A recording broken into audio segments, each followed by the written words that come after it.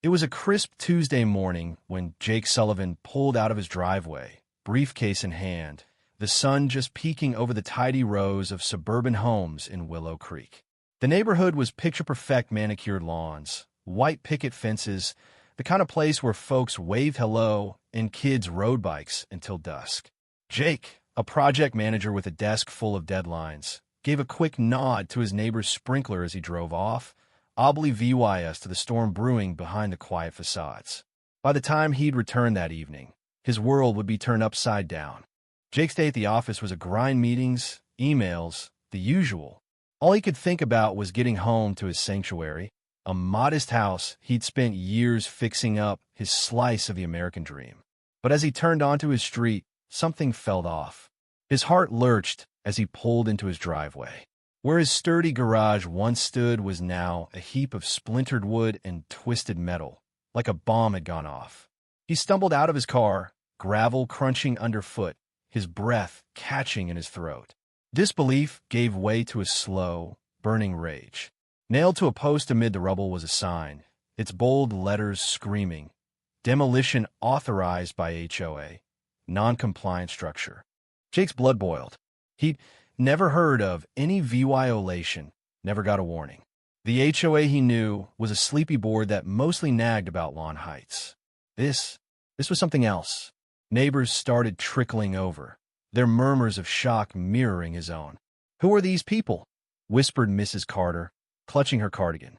"I got a fine last week for my mailbox said it was unapproved." The pieces clicked. These weren't real HOA enforcers.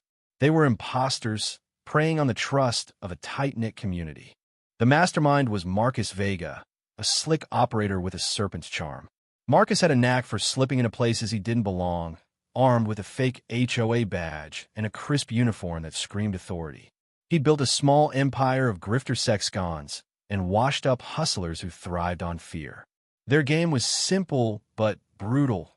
Target neighborhoods like Willow Creek, where community ties were loose and real HOA oversight was lax. They'd roll in, clipboards in hand, pointing out violations: a fence too tall, a shed too close to the property line. Homeowners, caught off guard, paid up to avoid trouble.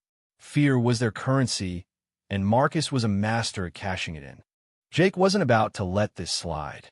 His garage wasn't just a building. It was years of sweat, late-night projects, memories of teaching his nephew to fix a bike. He started knocking on doors, and the stories poured out. Mr. Patel had paid due lot $500 to fix a non-existent code issue. Young Lisa down the street had her porch torn down after refusing a fine. The neighborhood was under siege, and Jake was done playing VY Tim. His Lee VYing room became a war room, strewn with photos of vandalized properties, audio recordings of confrontations, and a bulletin board mapping the imposter's moves. Neighbors he'd only waved to before misses. Carter with her meticulous notes, Tom the contractor with his building code expertise became allies, their shared anger forging a bond stronger than any fence. But Marcus wasn't one to back down. As the neighbors rallied, his tactics grew darker.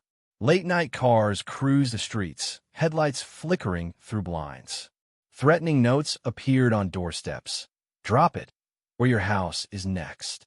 Jake's phone felt like it was being watched, his every move shadowed. When they took their case to the police, the response was a shrug without hard proof. It was just a neighborhood dispute. Doubt crept in. Was this fight worth the risk? But Jake couldn't shake the image of his garage in ruins. GIVYing up meant letting Marcus win, and that wasn't an option. Hope arrived in the form of Rachel and Gwen, a sharp-eyed attorney who lived 3 houses down. Rachel's own family had been hither mom's prize garden bulldozed under the same fake HOA pretense. With a handshake that meant business, Rachel took charge. She turned their chaotic EVY Denke into a legal battering ram, digging into property records, exposing forged permits, and coaching the neighbors on how to fight back.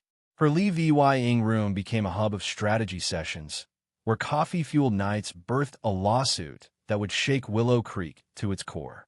Rachel's calm explanations cut through the legal fog, turning scared homeowners into warriors ready to reclaim their peace. The lawsuit wasn't just a stack of papers, it was a battle cry. Word spread, and local news vans started parking on the street, cameras rolling as reporters detailed Marcus's scam. The coverage lit a fire under the community, and Jake felt a surge of pride watching his neighbors stand tall. But the real showdown came at a packed community hall meeting. Marcus and his crew strutted in, their fake badges gleaming, his voice dripping with false sincerity. "Just a misunderstanding," he cooed, but the crowd wasn't buying it. Rachel stepped forward, her voice like steel. "You've trespassed, extorted, and destroyed our homes. This ends now." Before Marcus could spin another lie, the doors swung open. 3 police officers marched in, led by Sergeant Carter, whose no-nonsense glare silenced the room. "Marcus Vega and associates," he said, holding up arrest warrants. "You're under arrest for fraud, trespassing, and property destruction." The crowd held its breath as cuffs clicked onto Marcus's wrists, his smug facade crumbling. His crew shifted nervously, their fake authority stripped bare. Applause erupted, a raw, cathartic roar of VY Tory. Jake's chest swelled not just for his garage, but for the neighborhood that had become a family. The trial was a spectacle.